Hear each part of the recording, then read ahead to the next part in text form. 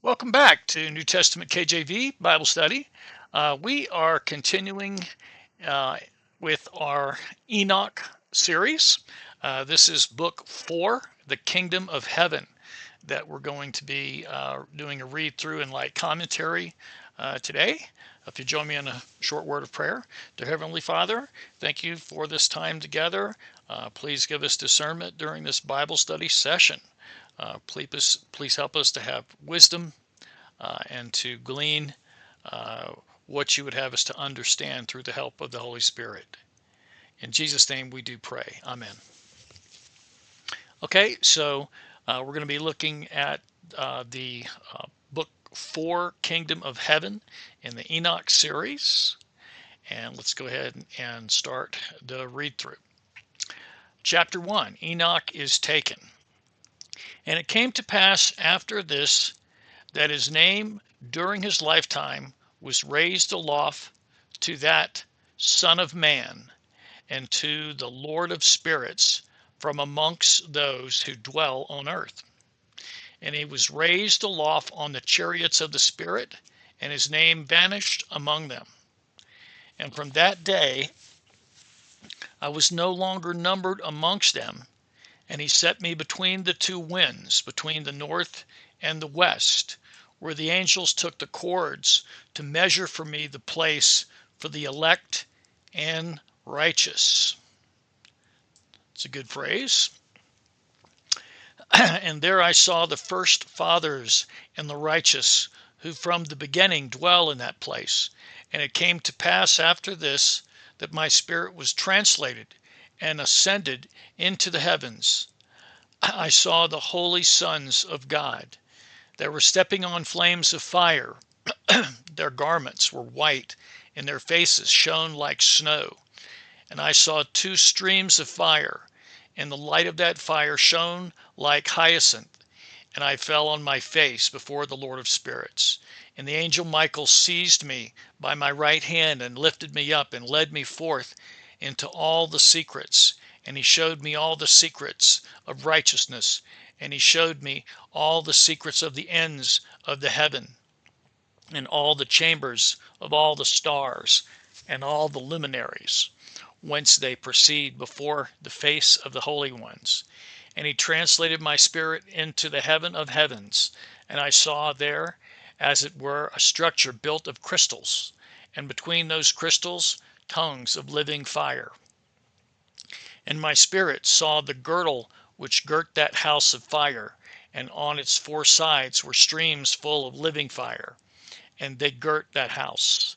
And round about were Seraphim, Cherubic, and Ofenin. I'll have to look up those terms. Cherubic sounds like it's related to cherubim. Seraphim, but I've never heard of this one at all. Ofenin. And these are they who sleep not, and guard the throne of his glory. And I saw his angels, who could not be counted, 1,000 thousands, and 10,000 times 10,000, encircling that house. And Michael and Raphael and Gabriel and Phanuel and the holy angels who are above the heavens, go in and out of that house. And they came forth from that house, and Michael and Gabriel and Raphael and Phanuel, and many holy angels without number, and with them the head of days, his head white and pure as wool, and his raiment indescribable. And I fell on my face, and my whole body became relaxed, and my spirit was transfigured. And I cried with a loud voice with the spirit of power, and blessed, and glorified, and extolled. And these blessings which went forth out of my mouth were well pleasing before the head of days. And that head of days came with Michael and Gabriel, Raphael and Phanuel, thousands and 10,000s of angels without number. And he came to me and greeted me with his voice, and said unto me, This is the Son of Man, who is born unto righteousness, and righteousness abides over him. And the righteousness of the head of days forsakes him not. And he said unto me, He proclaims unto thee peace in the name of the world to come, for from hence has proceeded peace since the creation of the world. And so shall it be unto thee forever and forever and ever. And all shall walk in his ways, since righteousness never forsaketh him. With him will be their dwelling places, and with him their heritage. They shall not be separated from him forever and ever and ever. Now, there's a provision in, or this idea with the rapture as well. If we're raptured up to be with Jesus and to be with him forever, never to be apart from him. So, and what he is called here is this is the Son of Man. That's who Enoch's being introduced to. Basically, here it looks like by let's see. Well, it says, in that head of days with Michael and Gabriel, Raphael and Phanuel, and he came to me. So it looks like this he is referring to the head of days with his voice and said, This is the Son of Man. Okay. And then he said to me, He proclaims unto thee peace in the name of the world to come, and all shall walk in his ways, since righteousness never forsaketh him. With him will be their dwelling place, and with him their heritage, and they shall not be separated from him. So it looks like the him is the Son of Man. That's what it looks like. And so shall be length of days with that Son of Man, and the righteous shall have peace and upright way in the name of the Lord of spirits forever and ever. Chapter 2, the Luminaries.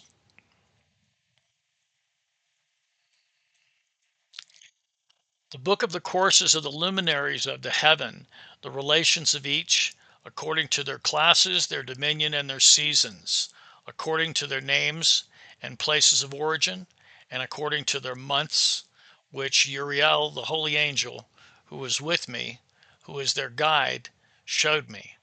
And he showed me all their laws exactly as they are, and how it is with regard to all the years of the world and to eternity, till the new creation is accomplished, which dureth till eternity. And this is the first law of the luminaries. The luminary, the sun, has its rising in the eastern portals of the heaven, and its setting in the western portals of the heaven.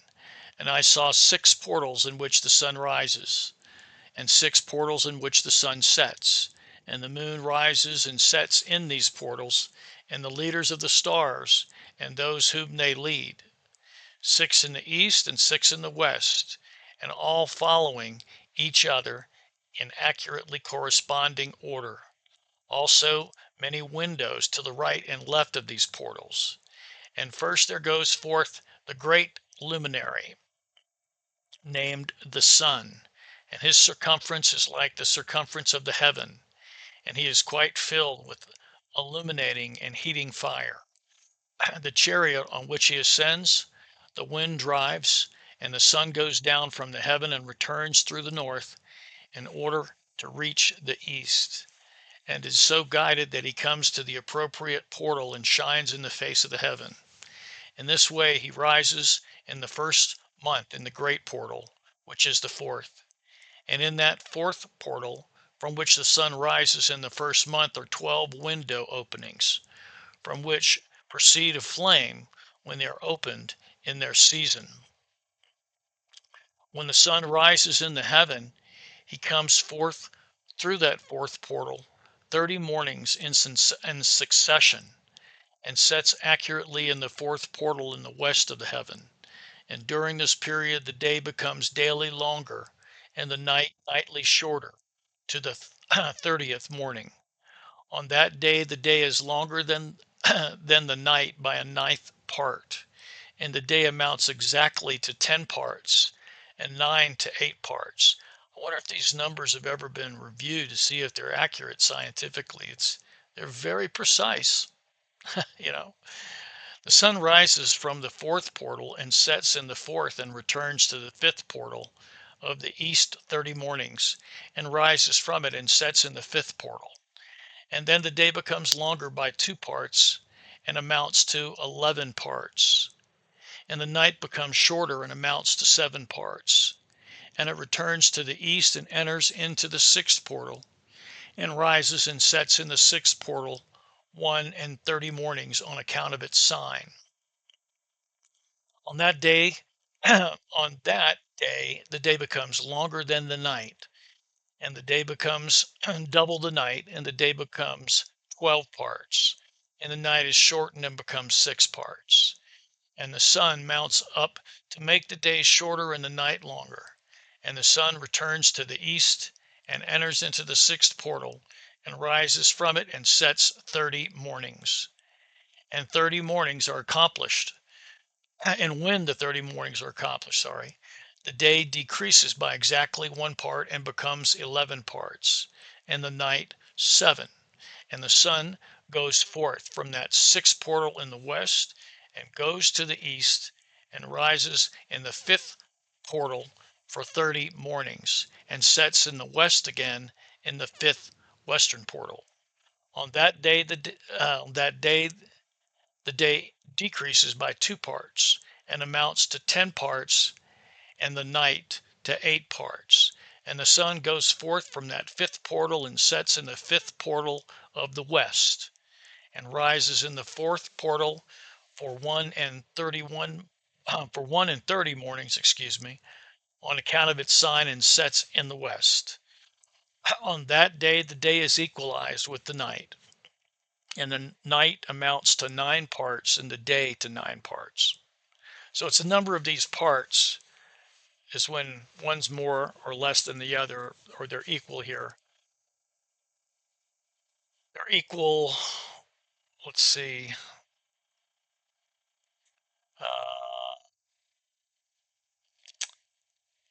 on that day, that's 31 mornings on account of its sign and sets in the west. On that day, the day is equalized with the night, and the night amounts to 9 parts and the day to 9 parts. And the sun rises from that portal and sets in the west and returns to the east and rises 30 mornings in the third portal and sets in the west in the third portal.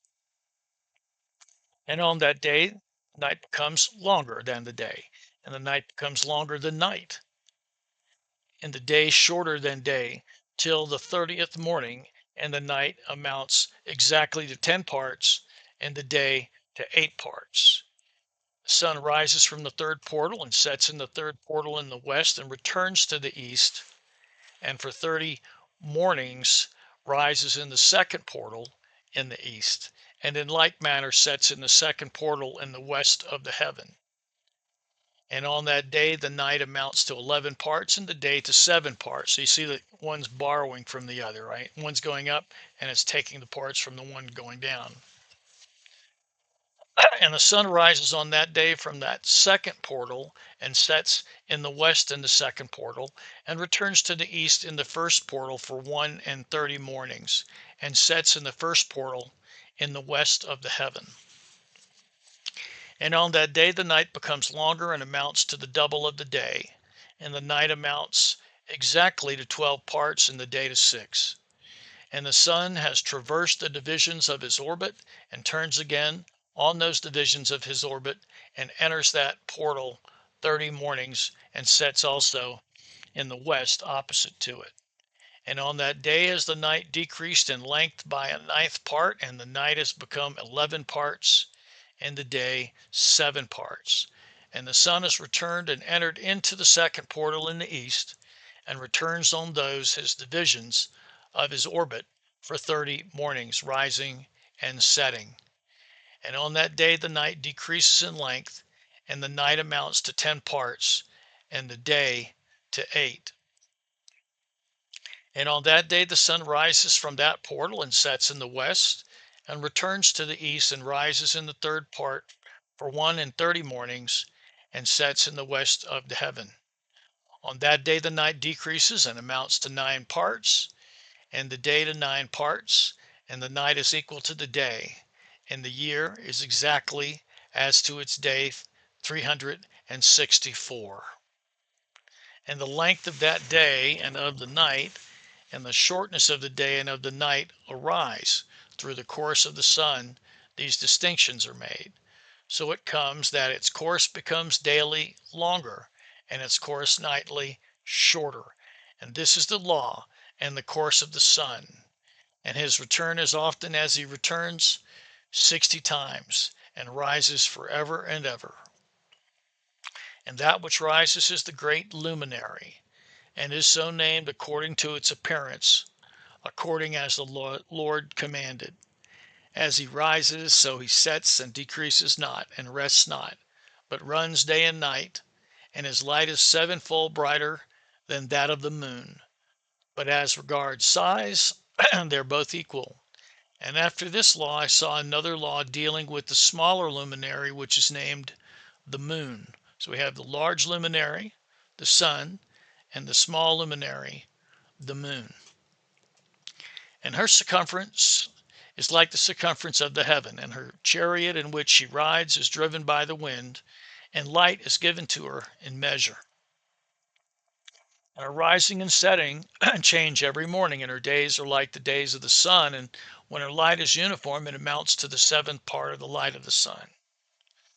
Now there's there's a statement. And her rising and setting change every month, and her days are like the days of the sun, and when her light is uniform, amounts to a seventh part of the light of the sun. Okay. And thus she rises, and her first phase in the east comes forth on the 30th morning.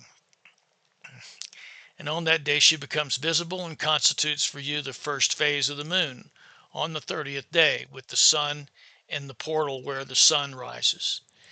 And the one half of her goes forth by a seventh part, and her whole circumference is empty, without light, with the exception of 1/7 part of it, the 14th part of her light. And when she receives 1/7 part of the half of her light amounts to 1/7 part and the half thereof. It kind of sounds like we're reading through a engineering manual. And she sets with the sun, and when the sun arises, the moon rises with him. Ah, okay, so we have the sun is called a him, and then the her is the moon. Okay. And she sets with the sun, and when the sun rises, the moon rises with him and receives half of one part of light. And in that night, in the beginning of her morning, in the commencement of the lunar day, the moon sets with the sun and is invisible that night with the 14 parts and the half of one of them. And she rises on that day with exactly a seventh part and comes forth and recedes from the rising of the sun. And in her remaining days she becomes bright in the 13 parts. And I saw another course, a law for her, how according to that law she performs her monthly revolution.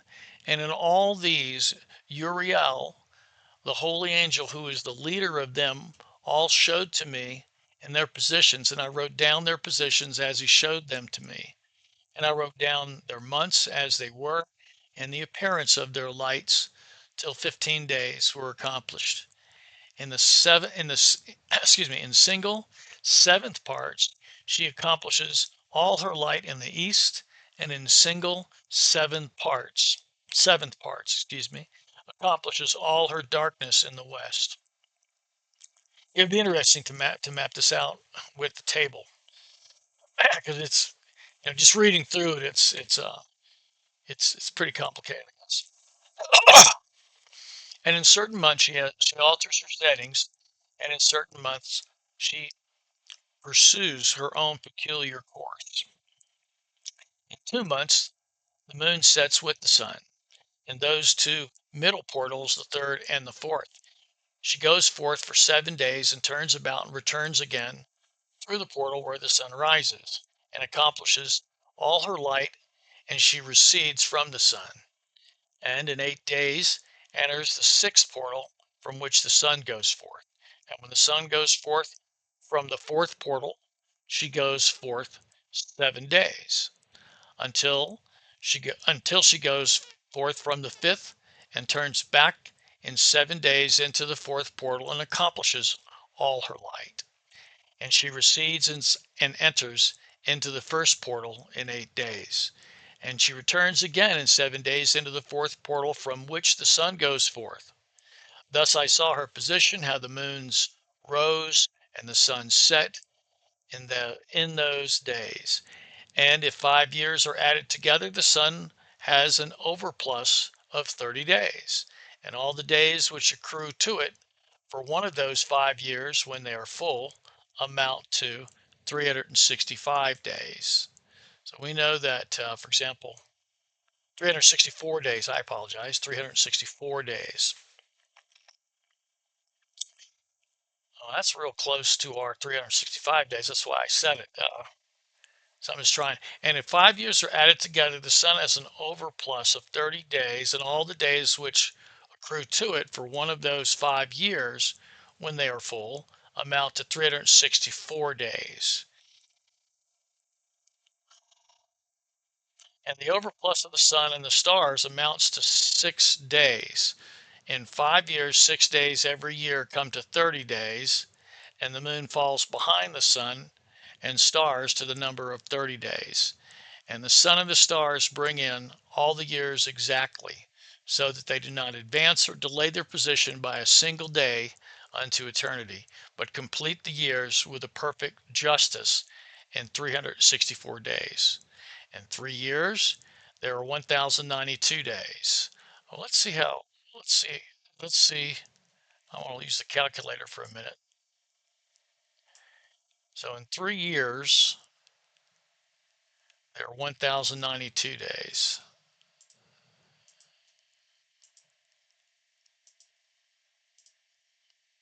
Yeah.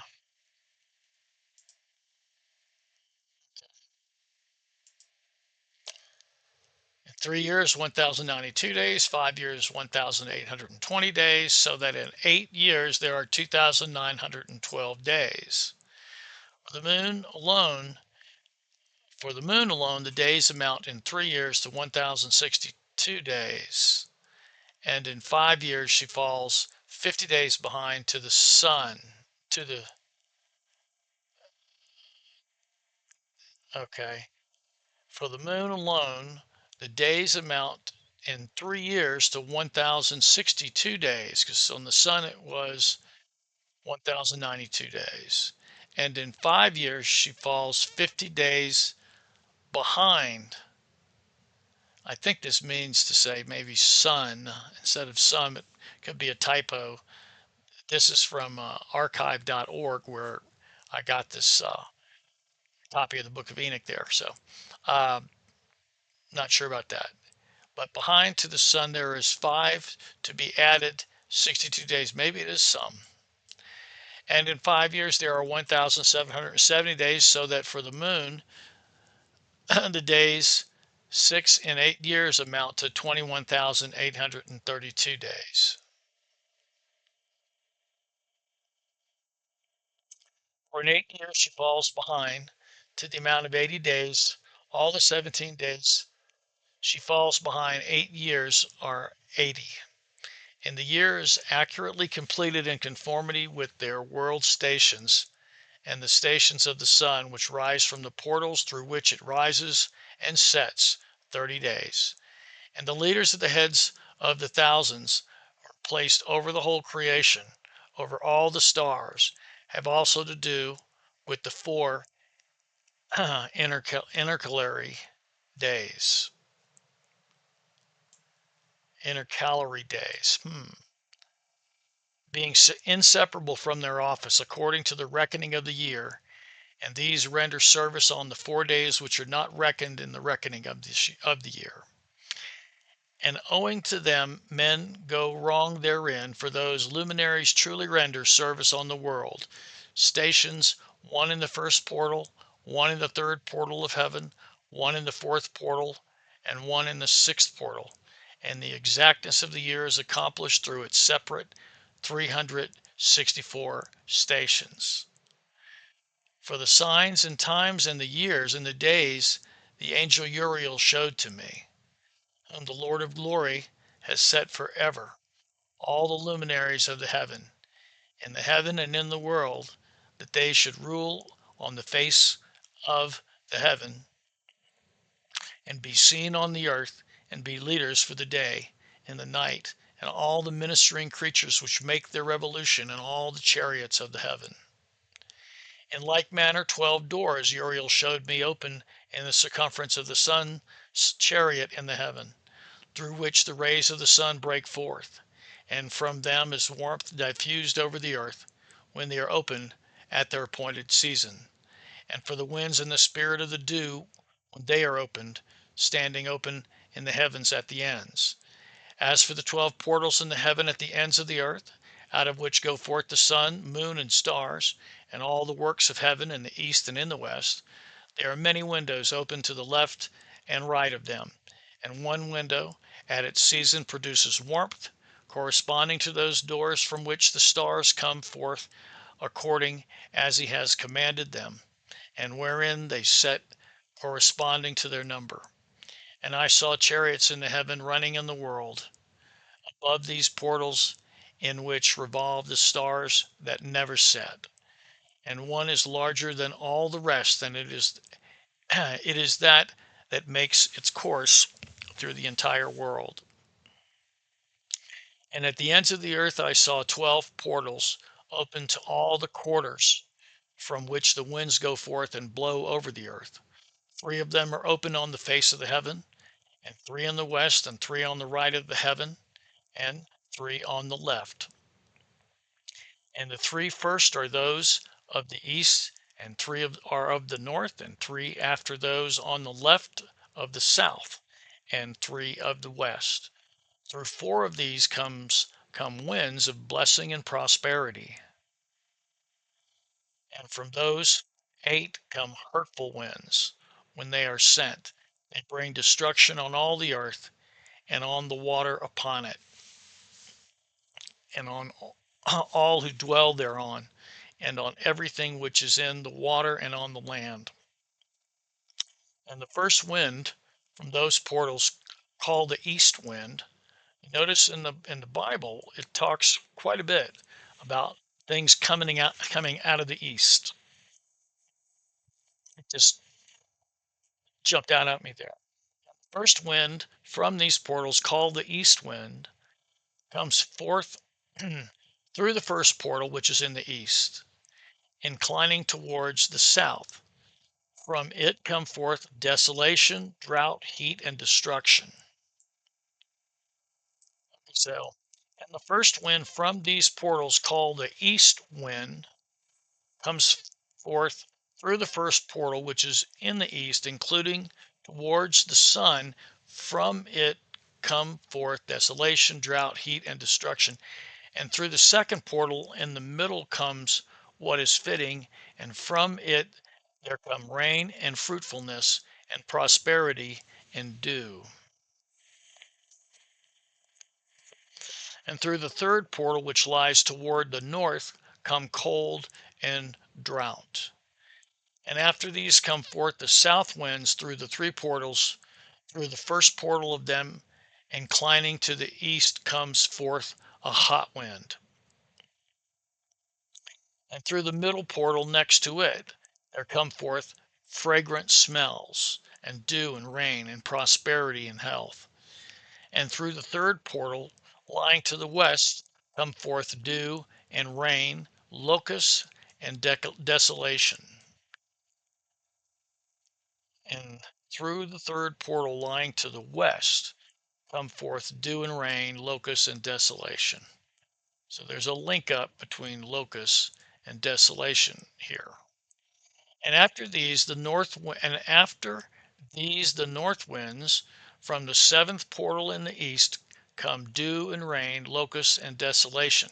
And from the middle portal come in a different direction health and rain, and dew and prosperity. Through the third portal in the west come cloud and hoarfrost and snow and rain and dew and locusts. And after these four are the west winds. Through the first portal adjoining the north come forth dew and hoarfrost and cold and snow and frost. And from the middle portal come forth dew and rain and prosperity and blessing. And through the last portal which adjoins the south come forth drought and desolation and burning and destruction.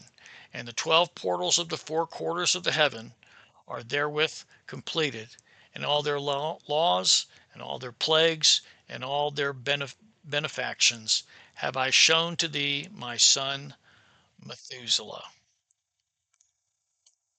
And the first quarter is called the east because it is the first, and the second the south because the Most High will descend there.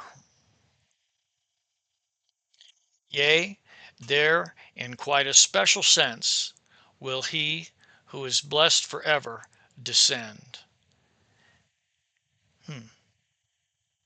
So the first quarter is called the east because it is the first, and the second is the south because the Most High will descend there. And the west quarter is named the diminished because they're all luminaries of the heaven wane and go down. Things rise in the east and set in the west. And the fourth quarter, named the north, is divided into three parts. The first of them is for the dwelling of men. The second contains seas of water, and the abysses, and forests and rivers, and darkness and clouds. And the third part contains the garden of righteousness.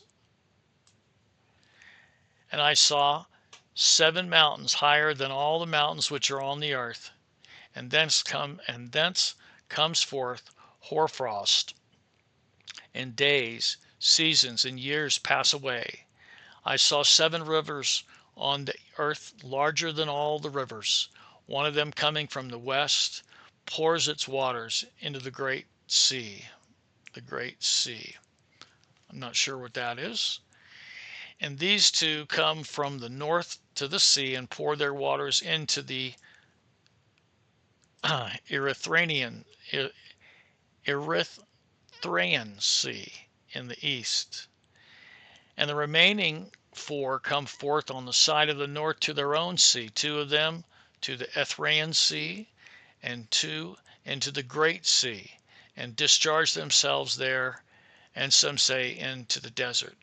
7 great islands I saw in the sea and in the mainland, 2 in the mainland and 5 in the great sea.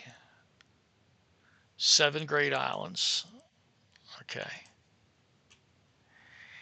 And the names of the sun are the following. The first, what happened there? The first, Orjares. The second, Tomas. And the moon has 4 names. The first is Osanja, the second, Ebla, the third, Benes, and the fourth, Eri. These are the 2 great luminaries. Their circumference is like the circumference of the heaven, and the size of the circumference of both is alike. Like we know, I guess we know, right, that the sun's much bigger than the moon. I know the moon's a lot closer, but of course it could be, the circumference could be as it appears from the earth, not necessarily as it is in space, right? The moon appears pretty big because it is so close. In the circumference of the sun, there are 7 portions of light which are added to it more than to the moon. And in definite measures, it is transferred till the 7 portions of the sun is exhausted. And they set and enter the portals of the west and make their revolution by the north, and come forth through the eastern portals on the face of the heaven. And when the moon rises, 1/14th part appears in the heaven. The light becomes full in her. On the 14th day she accomplishes her light. And 15 parts of the light are transferred to her till the 15th day her light is accomplished, according to the sign of the year. And she becomes 15 parts, and the moon grows by 14 parts. And in her waning decreases on the first day to 14 parts of her light, and on the second to 13 parts of the light, on the third to 12, on the fourth to the 11th, on the fifth to 10, on the sixth to 9, on the 8th to 7, on the 9th to 6, on the 10th to 5, on the 11th to 4, and on the 12th to 3, on the 13th to 2, and on the 14th to the half of a seventh. And all the remaining light disappears wholly on the 15th. Now, that's true. The moon goes, right? It goes all the way, and then into the new moon, and then it comes all the way back, right? I mean, that there sounds sounds accurate from a astronomy standpoint with the moon. I'm just reading it quickly, but I mean, it sounds kind of accurate. And in certain months, the month has 29 days, and once it has 28.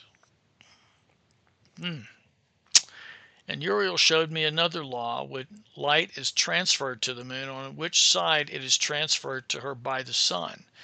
During all the period during which the moon is growing in her light, she's transferring it to herself when opposite to the sun during 14 days her light. There should be I think there should be a break point there, right? During 14 days her light is accomplished in the heaven, and when she's illuminated throughout, her light is accomplished full in the heaven. And on the first day she is called the new moon, for on that day the light rises upon her. She becomes full moon exactly on the day when the sun sets in the west. And from the east she rises at night, and the moon shines the whole night through till the sun rises over against her, and the moon is seen over against the sun. On the side whence the light of the moon comes forth, there again she wanes till all the light vanishes, and all the days of the month are at end, and her circumference is complete, void of light. And 3 months she makes of 30 days, and at her time she makes 3 months of 29 days each, and in which she accomplishes her waning in the first period of time, and in the first portal for 177 days. And at the time of her going out, she appears for 3 months, 30 days each, and for 3 months she appears 29 each. At night she appears like a man for 20 days each time, and by day she appears like the heaven, and there is nothing else in her save her light. And now, my son, I have shown thee everything, and the law of all the stars of the heaven is completed. And he showed me all the laws of these for every day, and for every season of bearing rule, and for every year, and its going forth, and for the order prescribed to it every month and every week, and the waning of the moon, which takes place in the 6th portal. For in this 6th portal her light is accomplished. And after that, there is the beginning of the waning, which takes place in the 1st portal in its season, till 177 days are accomplished, reckoned according to weeks, 25 and 2 days. She falls behind the sun in the order of the stars exactly 5 days in the course of one period. And when this place which thou seest has been traversed, such is the picture and sketch of every luminary which Uriel, the archangel, who is their leader, showed unto me. Chapter 3, Heavenly Tablets. In those days the angel Uriel answered and said to me, Behold, I have shown thee everything.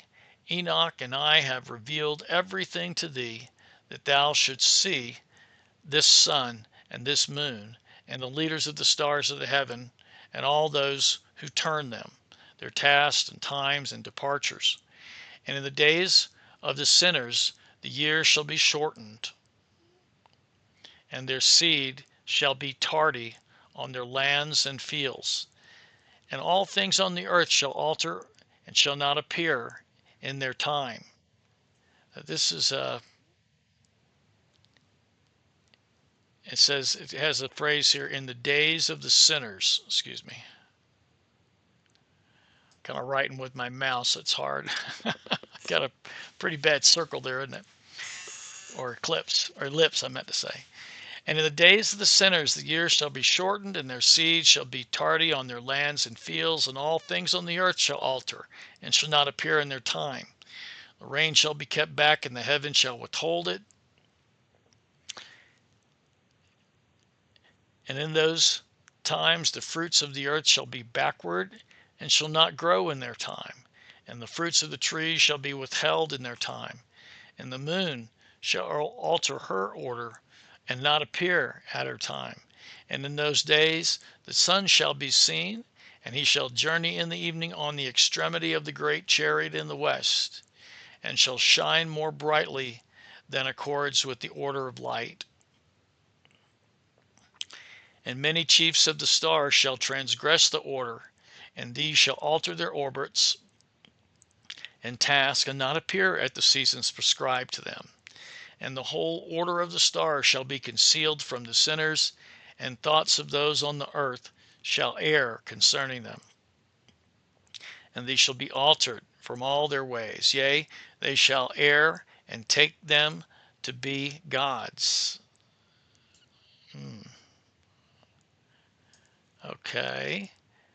Okay, so they shall err, I guess, and the whole order of the stars shall be concealed from the sinners, right?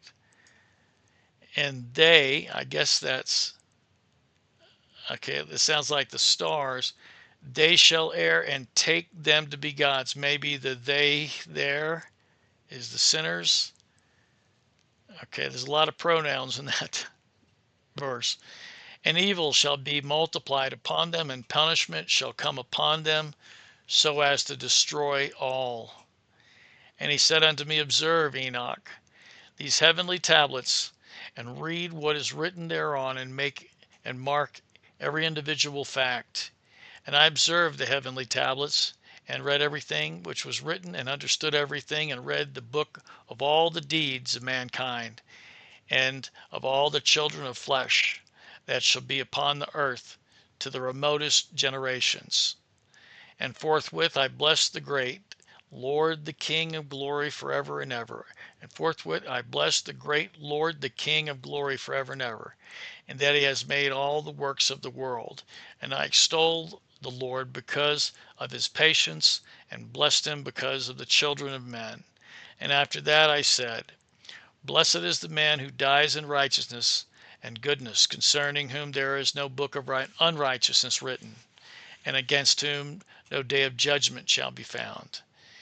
And those 7 holy ones brought me and placed me on the earth before the door of my house, and said to me, Declare everything to thy son Methuselah, and show to all children that no flesh is righteous in the sight of the Lord, for he is their creator. 1 year we will leave thee with thy son, till thou givest thy commands, that thou mayest teach thy children and record of them, and testify to all thy children. And in the 2nd year they shall take thee from their midst. Let thy heart be strong, for the good shall announce righteousness to the good. The righteous with the righteous shall rejoice, and shall offer congratulation to one another.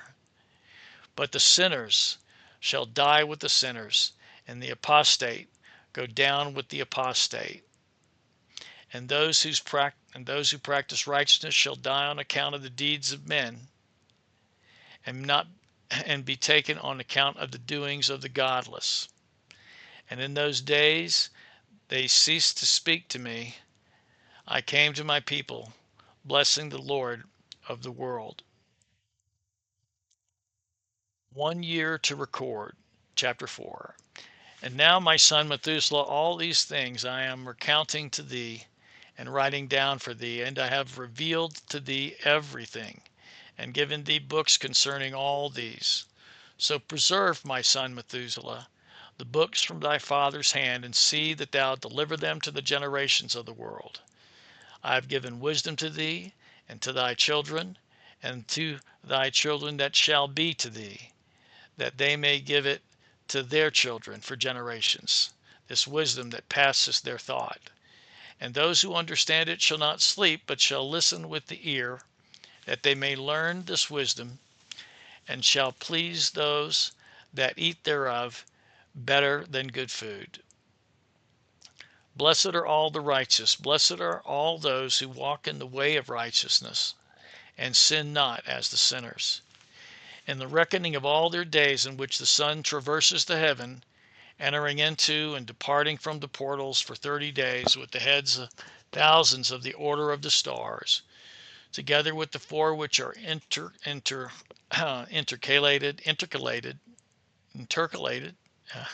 I'm not sure how to pronounce that word. I've never seen it before.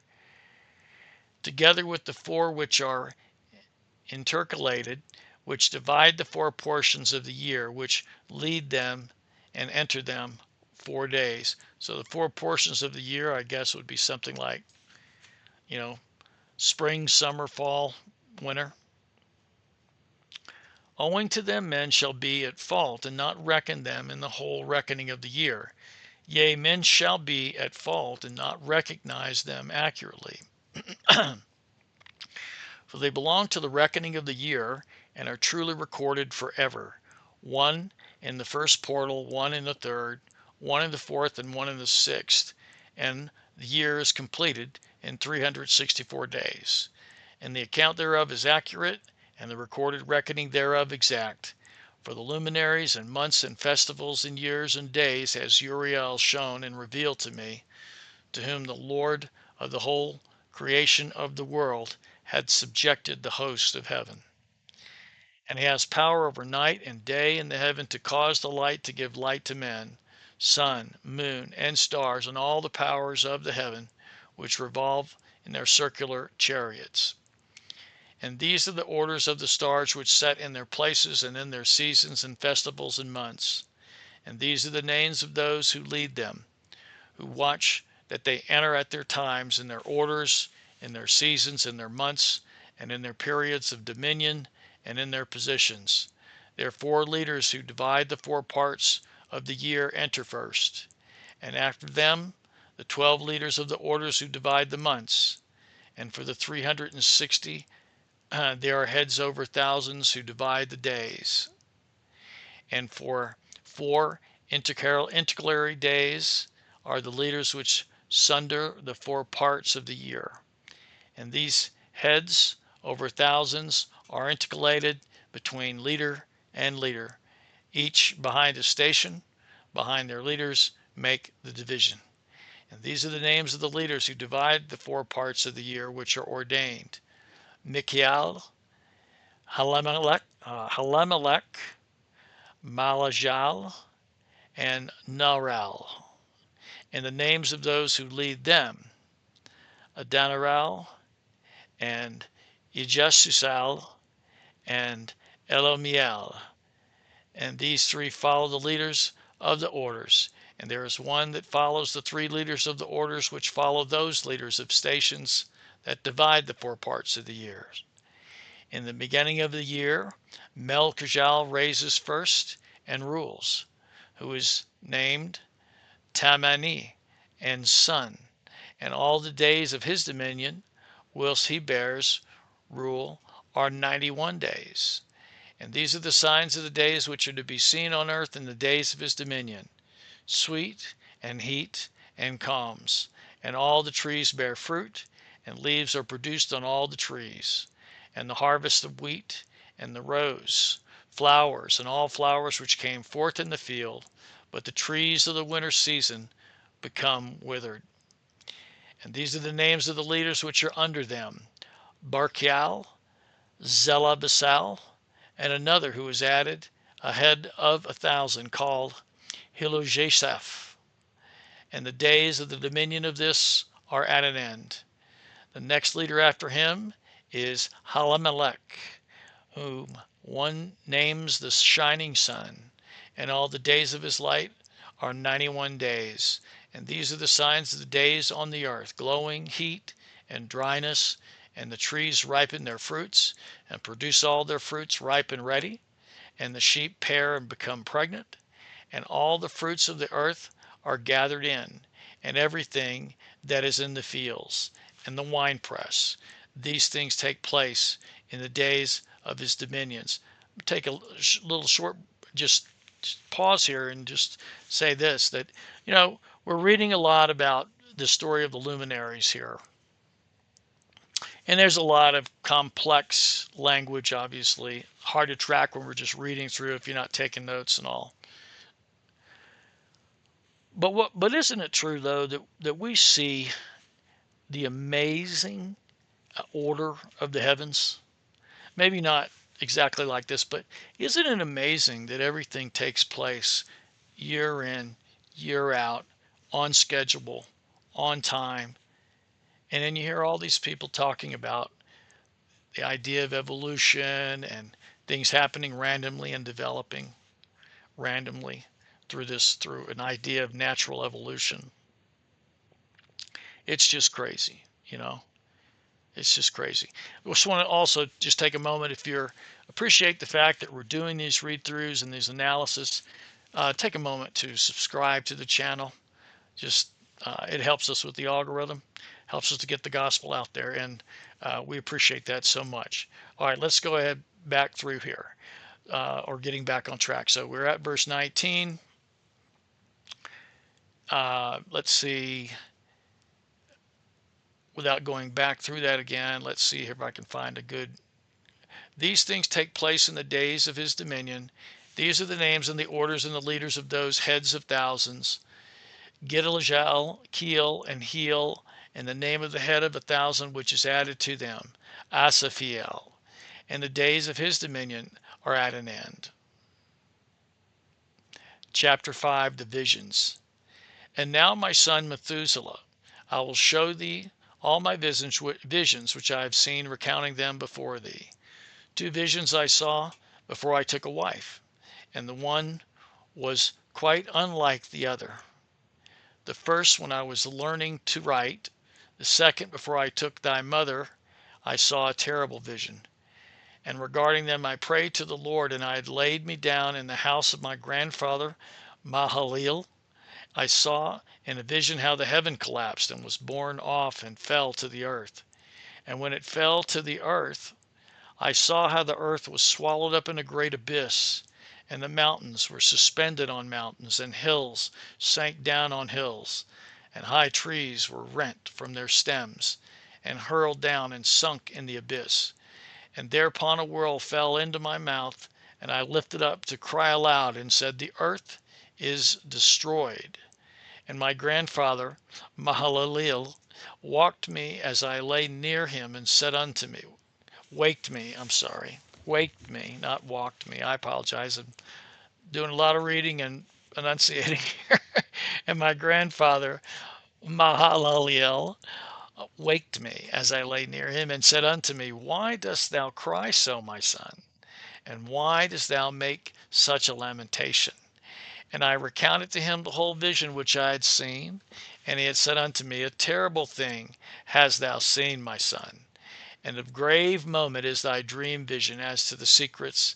If all the sin of the earth, it must sink into the abyss and be destroyed with a great destruction.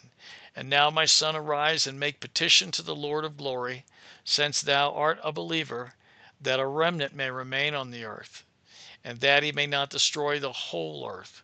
My son, from heaven all this will come upon the earth, and upon the earth there will be great destruction. And after that I arose and prayed and implored and besought and wrote down my prayer in the generations of the world, and I will show everything to thee, my son Methuselah. And when I had gone forth below and seen the heaven and the sun rising in the east and the moon setting in the west, and a few stars, and the whole earth, and everything as he had known it in the beginning, then I blessed the Lord of judgment and extol him, because he had made the sun go forth from the windows of the east, and he ascended and rose on the face of the heaven. and set out and kept traversing the path shown unto him. And I lifted up my hands in righteousness and blessed the Holy and Great One, and spake with the breath of my mouth, and with the tongue of flesh which God has made for the children of the flesh of men, that they should speak therewith. And he gave them breath and a tongue and a mouth, that they should speak therewith. Blessed be thou, O Lord, King, great and mighty in thy greatness, Lord of the whole creation of the heaven, King of kings and God of the whole world. And thy power and kingship and greatness abide forever and forever, and throughout all generations thy dominion, and all heavens are, and all the heavens are thy throne forever, and the whole earth thy footstool forever and ever. Now we recall heaven and earth and the footstool, right? The heavens the throne and the earth's footstool. We've seen that imagery language in actually repeated even in the New Testament. And for thou hast made, and thou rulest all things, and nothing is too hard for thee. Wisdom departs not from the place of thy throne, nor turns away from thy presence. And thou knowest and seest and hearest everything. That is, there is nothing hidden from thee, for thou seest everything. And now the angels of thy heavens are guilty of trespass, and upon the flesh of men abideth thy wrath until the great day of judgment. And now, O God and Lord and great King, I implore and beseech thee to fulfill my prayer to leave me a posterity on earth, and not destroy all the flesh of man, and make the earth without inhabitant, so that there should be an eternal destruction. And now, my Lord, destroy from the earth the flesh which was aroused thy wrath, but the flesh of righteousness and uprightness establish as a plant of the eternal seed, and hide not thy face from the prayer of thy servant, O Lord. And after this I saw another dream, and I will show the whole dream to thee, my son. And Enoch lifted up and spake to his son Methuselah. To thee, my son, will I speak, hear my words, incline thine ear to the dream, vision of thy father. Before I took thy mother, Edna. Okay, that's the first time we have any mention of that. So Enoch, apparently you got Edna, and then Methuselah. Before I took thy mother, Edna, I saw in a vision on my bed, and behold, a bull came forth from the earth, and that bull was white. And after it came forth a heifer, and along with this came forth two bulls, one of them black, the other one red. All right, so we had a white bull, then a heifer, then two bulls, one of them black, one of them red. So all in all, we had three bulls, right? White, a black, and a red. And then we had a heifer, all right, which is what, a cow, right? And that black bull gored the red one and pursued him over the earth. And thereupon I could no longer see that red bull.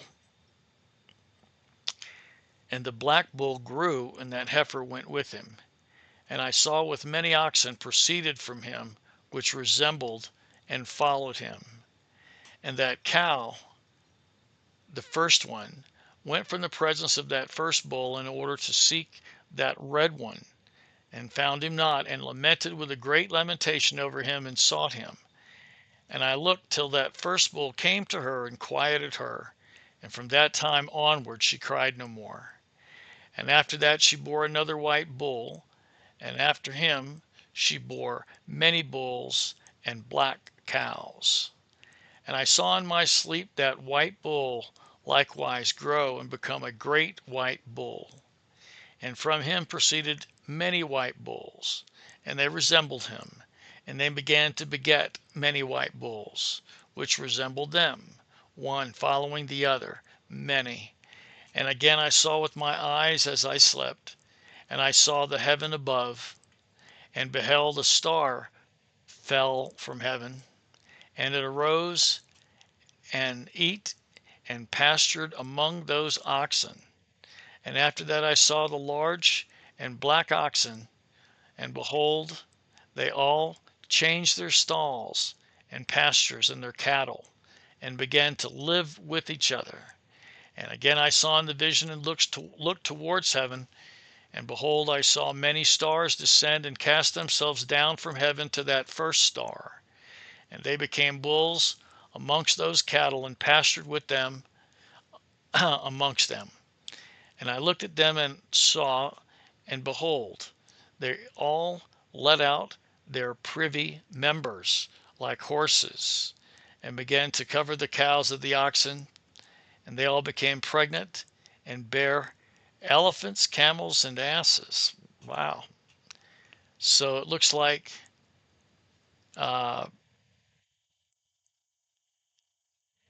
saw again here. Let's see. And again I saw in the vision and looked towards heaven. Behold, I saw many stars descend and cast themselves down from heaven to that first star. And what is it? The stars became bulls amongst those cattle, and pastured with them amongst them. And I looked at them and saw, and behold, they all let out their privy members like horses, and began to mate with the cows of the oxen. Then the cows became pregnant, and they bare elephants, camels, and asses. And all the oxen feared them and were frightened at them, and began to bite with their teeth, and to devour and to gore with their horns. And they began moreover to devour those oxen. And behold, all the children of the earth began to tremble and quake before them, and to flee from them. Wow, it's quite a vision. And again, I saw how they began to gore each other and to devour each other, and the earth began to cry aloud. And I raised my eyes again to heaven, and I saw in the vision, and behold, there came forth from heaven beings who were like white men, and 4 went forth from that place, and 3 with them. And those three that had last come forth grasped me by my hand, and took me up away from the generations of the earth, and raised me up to a lofty place, and showed me a tower raised above the earth, and all the hills were lower. One said unto me, Remain here till thou seest that befalls those elephants, camels, and asses, and the stars of the oxen, and all of them. And I saw one of those 4 who'd come forth first, and he seized that first star which had fallen from the heaven, and bound it in hand and foot, and cast it into an abyss.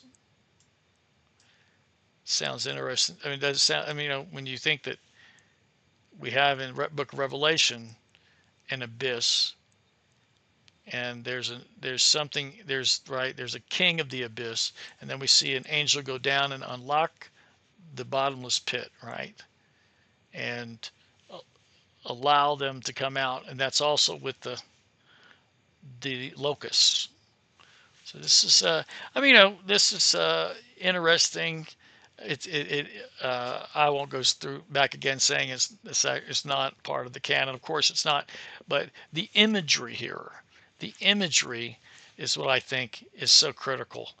Now that abyss was narrow and deep and horrible and dark, and one of them drew a sword and gave it to those elephants and camels and asses. Then they began to smite each other, and the whole earth quaked because of them. And I was beholding in the vision,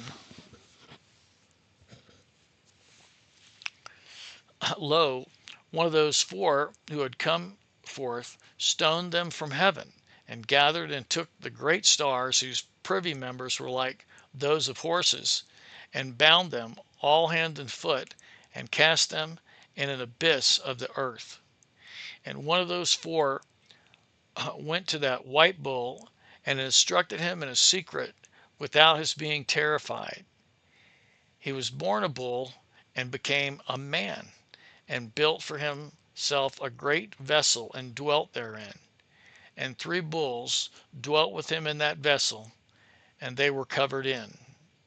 And again I raised mine eyes toward heaven, and saw a lofty roof with 7 water torrents thereon, and those torrents flowed with much water into an enclosure. And I saw again, and behold, fountains were opened on the surface of that great enclosure. And that water began to swell and rise upon the surface. And I saw that enclosure till all its surface was covered with water. And the water, the darkness, and the mist increased upon it. And as I looked at the height of that water had risen above the height of that enclosure, and was streaming over that enclosure, and it stood upon the earth. And all the cattle of that enclosure were gathered together until I saw how they sank and were swallowed up and perished in that water. But that vessel floated on the water, while all the oxen and elephants and camels and asses sank to the bottom with all the animals, so that I could no longer see them. And when they were not able to escape, perished and sank into the depths. It sounds almost like we're talking about the flood here, right? It sounds. It's hard to keep track of time with all these visions, but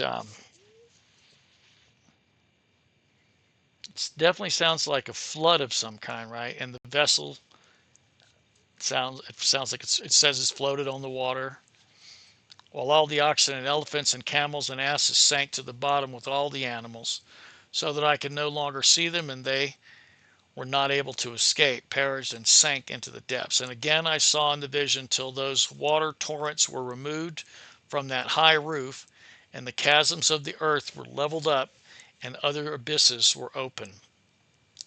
Then the water began to run down into these till the earth became visible, but that vessel settled on the earth, and the darkness retired, and light appeared.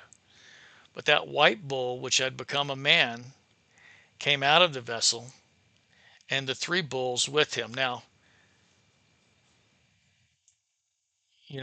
so we have a white bull and then 3 bulls. Now, we have in the ark, you have Noah and his 3 sons. I'm reading through this like you guys. My first impression as your first impression, I guess, unless you've read it before. And one of those 3 was white like that bull, and one of them was red, and one was black. So you had a white one, a red one, and a black one. And that white bull departed from them, and they began to bring forth beasts of the field and birds, so that they arose different genera: lions, tigers, wolves, dogs, hyenas, wild boars, foxes, squirrels, swine, falcons, vultures, kites, eagles, and ravens. Among them was born a white bull. And they began to bite one another, but that white bull which was born amongst them begat a wild ass, and a white bull with it, and the wild asses multiplied. But that bull which was born from him begat a black wild boar and a white sheep. And the former begat many boars, but that sheep begat 12 sheep. That's an interesting number. And when those 12 sheep had grown, they gave up one of them to the asses. And those asses again gave up that sheep to the wolves. And that sheep grew up among the wolves. You remember a wolf in sheep's clothing? Remember that statement? A wolf in sheep's clothing. I mean, that's a pretty famous idiom. And the Lord brought the 11 sheep to live with it, and to pasture with it among the wolves. And then, Jesus even says to the disciples when he sends them out, I'm sending you out a sheep among wolves. And the wolves began to fear them, and they oppressed them until they destroyed, cry aloud on account of their little ones, and to complain unto their Lord. And a sheep which had been saved from the wolves fled and escaped to the wild asses. And I saw the sheep, how they lamented and cried, and besought their Lord with all their might, till the Lord of the sheep descended at the voice of the sheep from a lofty abode, and came to them and pastured them. And he called that sheep which had escaped the wolves, and spake with it concerning the wolves, that it should admonish them not to touch the sheep. And the sheep went to the wolves according to the word of the Lord, and another sheep met it and went with it. And the two went and entered together into the assembly of those wolves, and spake with them, and admonished them not to touch the sheep from henceforth. And thereupon I saw the wolves, and how they oppressed the sheep exceedingly with all their power, and the sheep cried aloud. And the Lord came to the sheep, and they began to smite those wolves, and the wolves began to make lamentation. But the sheep became quiet, and forthwith ceased to cry. And I saw the sheep till they departed from amongst the wolves, but the eyes of the wolves were blinded, and those wolves departed in pursuit of the sheep with all their power. And the Lord of the sheep went with them as their leader, and all his sheep followed him. Yeah, all his sheep followed him, and his face was dazzling and glorious and terrible to behold. But the wolves began to pursue those sheep till they reached a sea of water, and that sea was divided, and the water stood on this side and on that before their face. And their Lord led them and placed himself between them and the wolves. And as those wolves did not yet see the sheep, they proceeded into the midst of that sea. And the wolves followed the sheep, and those wolves ran after them into that sea. And they saw the Lord of the sheep, and when they saw the Lord of the sheep, they turned to flee before his face, but that sea gathered itself together. Doesn't that sound, what does that remind you of? It reminds me of the Red Sea and coming in around the Romans. I mean, it just reminds me of that. I'm not saying that the vision pertains to that necessarily, but it reminds me of that, right? And became as it had been created. The water swelled and rose till it covered those wolves. And I saw till all the wolves who pursued those sheep perished and were drowned. But the sheep escaped from that water and went forth into a wilderness. There's a word that connects, the people of Israel after the Exodus, the wilderness, where there was no water and no grass. And they began to open their eyes and to see. And I saw the Lord of the sheep pasturing them and giving them water and grass, and that sheep going and leading them. And that sheep ascended to the summit of that lofty rock, and the Lord of the sheep sent it to them. And after that I saw the Lord of the sheep, who stood before them, and his appearance was great and terrible and majestic. And all those sheep saw him and were afraid before his face. And they all feared and trembled because of him. And they cried to that sheep with them, which was among them, "We're not able to stand before our Lord and to behold him."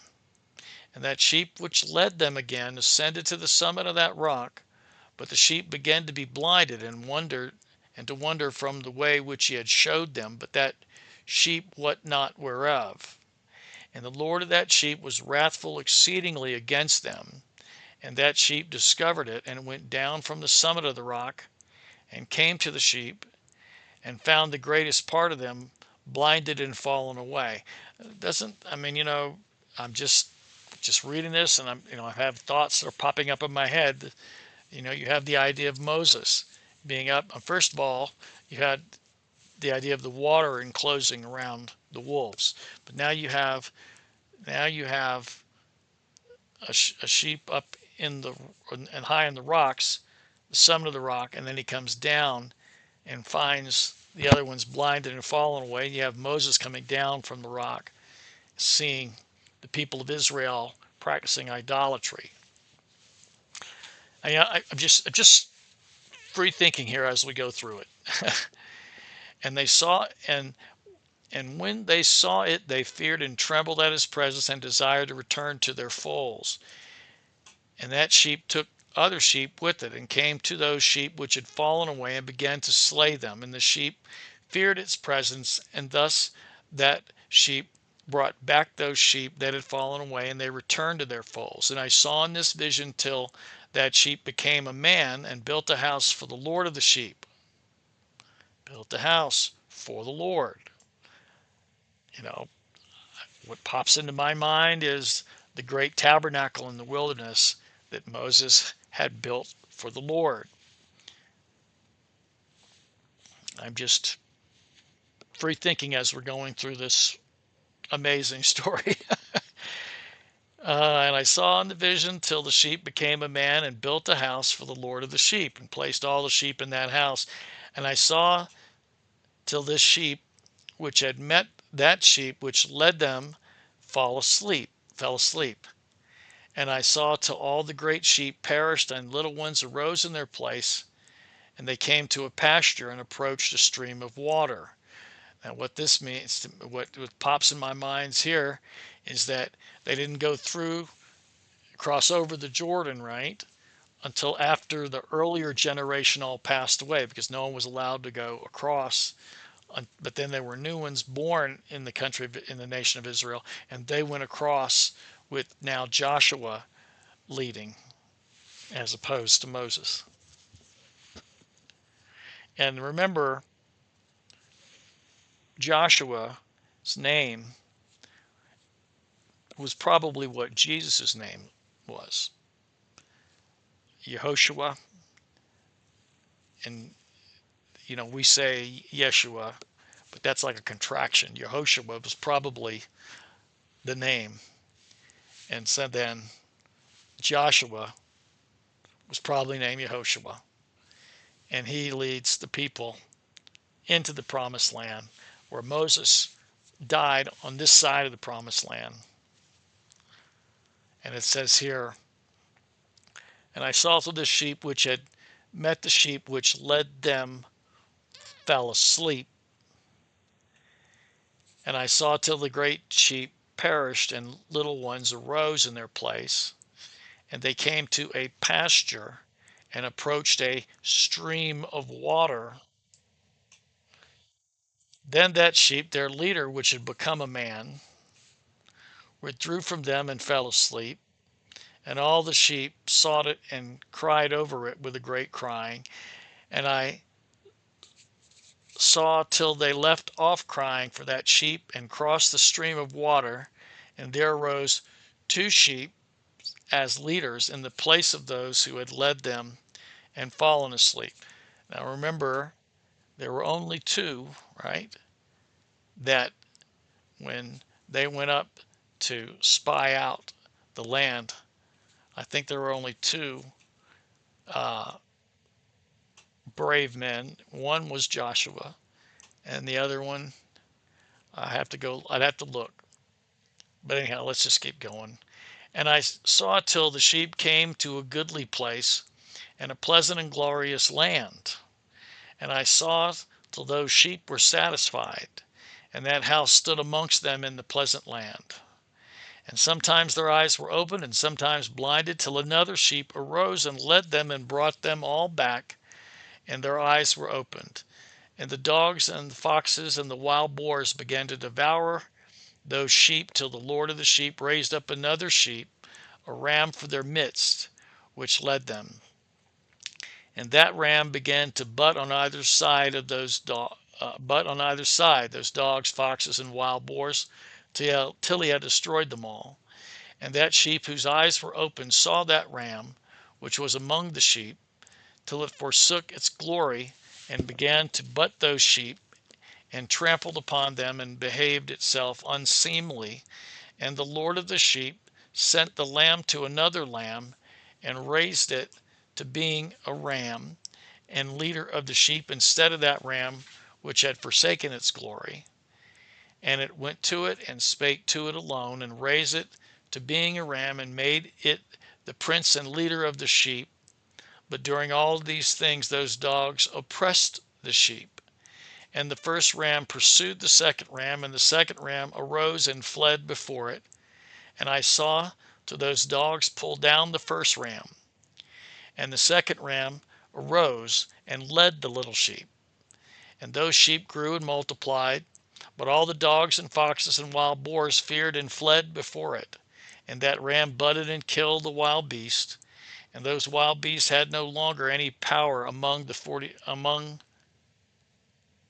sheep, and robbed them no more of aught. And that ram begat many sheep and fell asleep. And a little sheep became ram in its stead, and became prince and leader of those sheep. And that house became great and broad, and it was built for those sheep. Okay, that triggers in my mind the idea of the building of the temple. It just does. That's all. I mean, it just triggers in my mind. That's all. I'm not saying it is by any stretch, because this is obviously, first, it's a dream, and it's a story, and so an old story, but still a story. But it just, now the writer of this story may very well have been familiar with the stories of Moses, the writings of Moses, and the prophets. A tower, lofty and great, was built on the house for the Lord of the sheep, and that house was low, but the tower was elevated and lofty, and the Lord of the sheep stood on that tower, and they offered a full table before him. And again I saw those sheep, that they again erred and went many ways, and forsook that their house. And the Lord of the sheep called some from amongst the sheep, and sent them to the sheep, but the sheep began to slay them. And one of them was saved and was not slain, and it sped away and cried aloud over the sheep, and they sought to slay it. But the Lord of the sheep saved it from the sheep, and brought it up to me, and caused it to dwell there. And many other sheep he sent to those sheep, to testify unto them and lament over them. And after that I saw that when they forsook the house of the Lord and his tower, they fell away entirely. Their eyes were blinded, and I saw the Lord of the sheep, how he wrought much slaughter amongst them in their herds, until those sheep invited that slaughter and betrayed his palace. And he gave them over into the hands of the lions and tigers and wolves and hyenas, and into the hand of the foxes, and to all the wild beasts. And to those wild beasts began to tear in pieces those sheep. That makes me think of the Babylonian exile. I don't know why. It's just something that's popping in my mind as we go through this. And I saw that he forsook that their house and their tower, and gave them all into the hand of the lions to tear and devour them, into the hand of all the wild beasts. And I began to cry aloud with all my power, and to appeal to the Lord of the sheep, and to represent to him in regard to the sheep, that they were devoured by all the wild beasts. But he remained unmoved, though he saw it, and rejoiced that they were devoured and swallowed and robbed, and left them to be devoured in the hand of all the beasts. And he called 70 shepherds, and cast those sheep to them, that they might pasture them. And he spake to the shepherds and their companions, let each individual of you pasture the sheep henceforward, and everything that I shall command you, that do ye. And I will deliver them over unto you duly numbered, and tell you which of them are to be destroyed, and them destroy ye. And he gave over unto them those sheep. And he called another, and spake unto him, observe and mark everything that the shepherds will do to those sheep, for they will destroy more of them than I have commanded them. And every excess of the destruction which will be wrought through the shepherds, record how many they destroy according to my command, and how many according to their own caprice.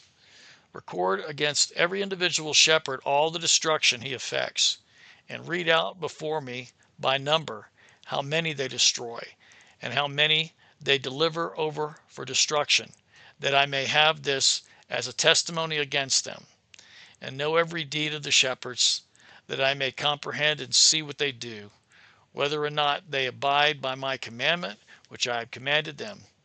But they shall not know it, and thou shalt not declare it to them, nor admonish them, but only record against each individual all the destruction which the shepherds effect each in his time, and lay it all before me. And I saw till those shepherds pastured in their season, and they began to slay and to destroy more than they were bidden. And they delivered those sheep into the hands of the lions. And the lions and the tigers eat and devoured the greater part of those sheep, and the wild boars eat along with them. And they burnt that tower and demolished that house. And I became exceedingly sorrowful over that tower, because that house of the sheep was demolished. And afterwards I was unable to see if those sheep entered that house. And the shepherds and their associates delivered over those sheep to all the wild beasts to devour them, and each one of them received in his time a definite number. And it was written by the other, in a book, how many each one of them destroyed of them. And each one slew and destroyed many more than was prescribed, and I began to weep and lament on account of those sheep. And thus in the vision I saw that one who wrote, how he wrote down everyone that was destroyed by those shepherds day by day, and carried up and laid down, and showed actually the whole book to the Lord of the sheep, everything that they had done, and all that each one of them had made away with, and all that they had given over to destruction. And the book was read before the Lord of the sheep, and he took the book from his hand, and read it, and sealed it, and laid it down. And forthwith I saw how the shepherds pastured for 12 hours, and behold, 3 of those sheep turned back, and came and entered, and began to build up all that had fallen of that house. That makes me think of the rebuilding of the temple after the exile. But the wild boars tried to hinder them, but they were not able.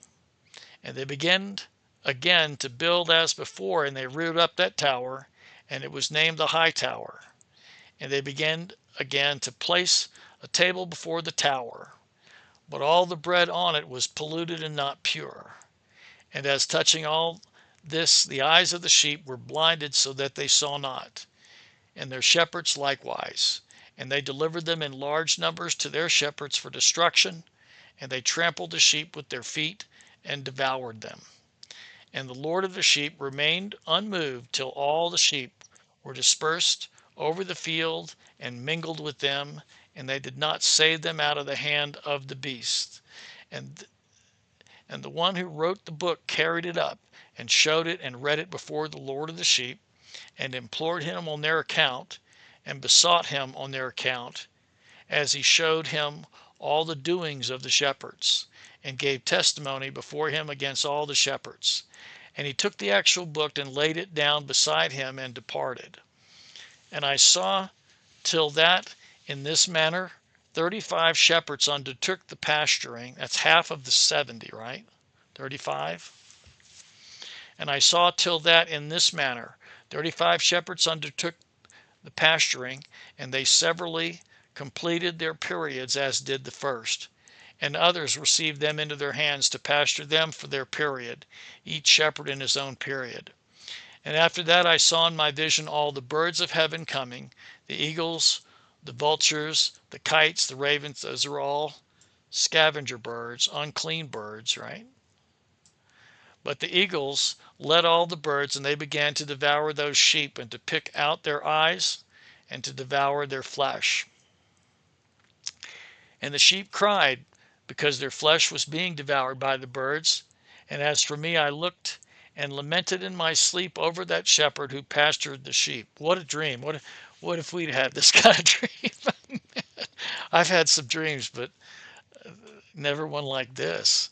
And I saw until those sheep were devoured by the dogs and eagles and kites, and they left neither flesh nor skin nor sinew or joints, right, remaining on them, till only their bones stood there. And their bones too fell to the earth, and the sheep became few. And I saw until that 23 had undertaken the pasturing and completed in their several periods 58 times. I can't even begin to think of what, if there's any clues in these numbers. Well, behold, lambs were born by those white sheep, and they began to open their eyes and to see and to cry to the sheep. Yea, they cried to them, but they did not hearken to what was said to them, but were exceedingly deaf, and their eyes were exceedingly blinded. And I saw in the vision how the ravens flew upon those lambs and took one of those lambs and dashed the sheep in pieces and devoured them. And I saw till horns grew upon those lambs, and the ravens cast down their horns. And I saw till there sprouted a great horn of one of these sheep, and their eyes were opened. And it looked at them, and their eyes opened, and it cried to the sheep, and the rams saw it, and all ran to it.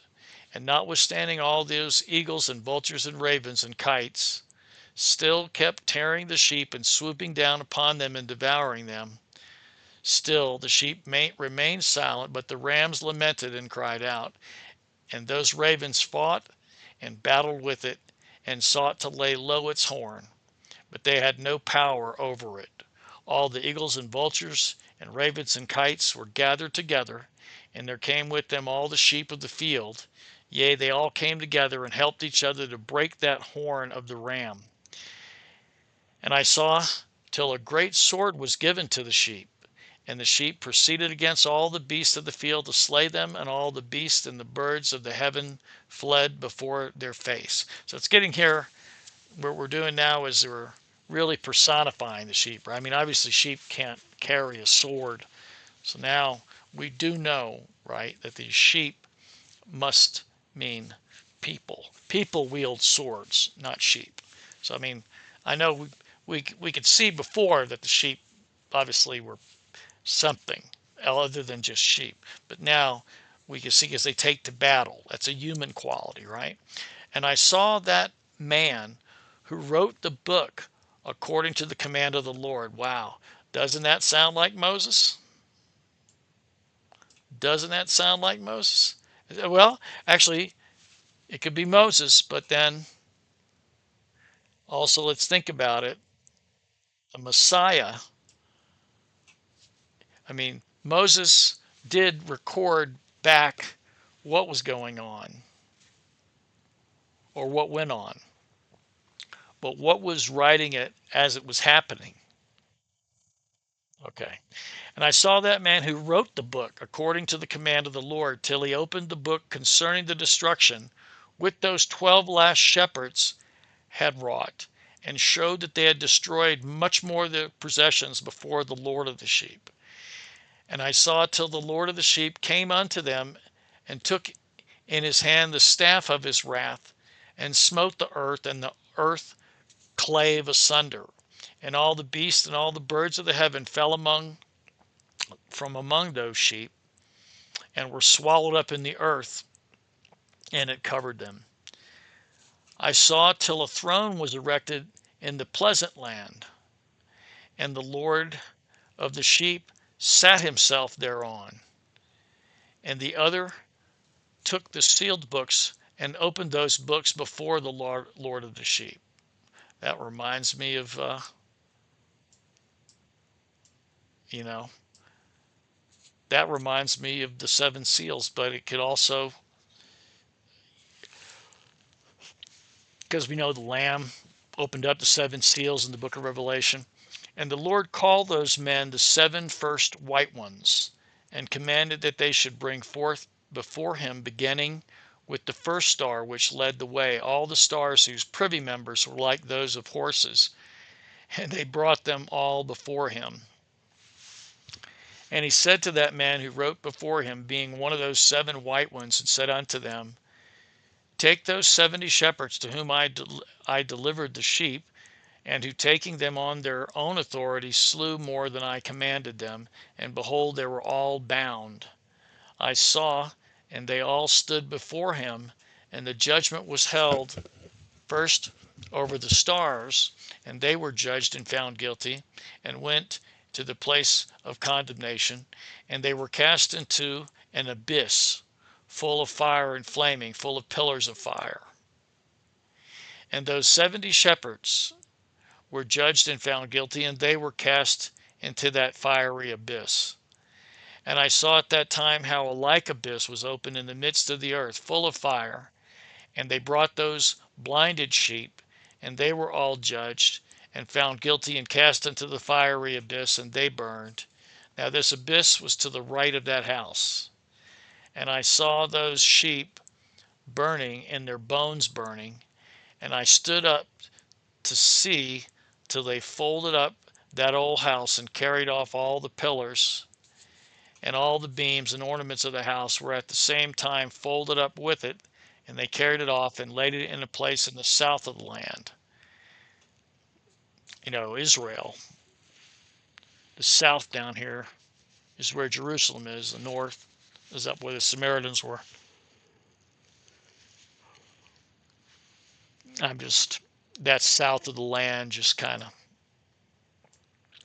put that in my mind. That's why I stated it, And I saw to the Lord of the sheep brought a new house greater and loftier than the first, and set it up in the place of the first, which had been folded up.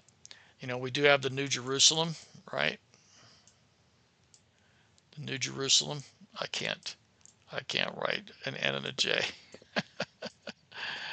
I'm sorry.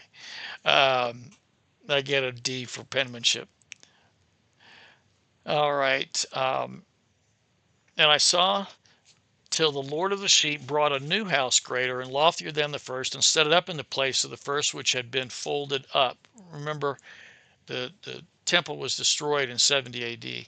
All its pillars were new, and its ornaments were new, and larger than those of the first, the old one, which he had taken away, and all the sheep were within it.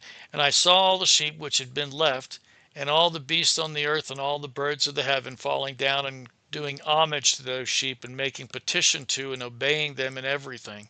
And thereafter those 3 who were clothed in white, and had seized me by my hand, who had taken me up before, and the hand of that ram also seizing hold of me, they took me up and set me down in the midst of those sheep before the judgment took place. And those sheep were all white, and their wool was abundant and clean. And all that had been destroyed and dispersed, and all the beasts of the field, and all the birds of heaven, assembled in that house.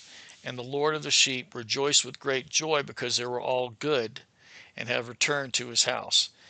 And I saw till they laid down the sword which had been given to the sheep, and they brought it back into the house, and it was sealed before the presence of the Lord. And all the sheep were invited into that house, but it held them not. And the eyes of them were all opened, and they saw the good, and there was not one among them that did not see. And I saw that the house was large and broad and very full. Remember, the eyes of Israel are blinded.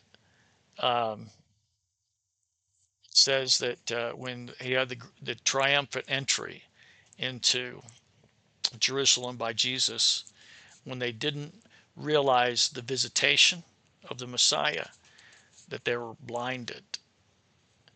And I think that was like till the filling of the Gentiles. That would be the church age. But anyhow, these are things that are just coming into my mind. I'm not saying that I'm not interpreting this. I'm just free thinking as we go through it, and I'm sharing it with you. That's all. And I saw that house was large and broad and very full. And I saw that a white bull was born with large horns, and all the beasts of the field and all the birds of the air feared him, and made petition to him all the time. And I saw till all their generations were transformed, until all became white bulls, and the first among them became a lamb. And that lamb became a great animal, and had great black horns on its head. And the Lord of the sheep rejoiced over it and over all the oxen. And I slept in their midst, and I awoke and saw everything. This is the vision which I saw while I slept, and I awoke and blessed the Lord of righteousness and gave him glory. Then I wept with a great weeping, and my tears stayed not till I could no longer endure it. When I saw, they flowed on account of what I had seen. For everything shall come and be fulfilled, and all the deeds of men in their order were shown to me. On that night I remembered the first dream. Because of it I wept and was troubled, because I had seen that vision. Okay. Woo! Quite a book there. So we had with the Luminaries, and then we had the visions. Visions were something. The Luminaries, if you stuck it out through that, you did really good. The visions were sort of mind-blowing, I guess, if you want to call it that. I didn't even think about the tablet, but it got me thinking quite a bit. But the story of the Luminaries, obviously that was like a math problem we might have had that just went on and on and on. But that is the full reading of the kingdom of heaven. So let's say a quick prayer to Heavenly Father. Thank you for this time together in this Bible study. We just ask that you bless us, Lord, as we bless you. In Jesus' name we pray. Amen. Okay, we will catch you next time. I'll just ask you again, if you wouldn't mind, it's absolutely free. Take a moment to subscribe and help us to get the YouTube algorithm running with us a little more, and so we can spread our message out from New Testament KJV out to everybody there in YouTube land. So we appreciate you joining us, and we'll see you next time. To continue on, we're going to be doing the book 5, which is the epistle of Enoch, and that ought to be something to wrap up the series. You guys have a blessed day.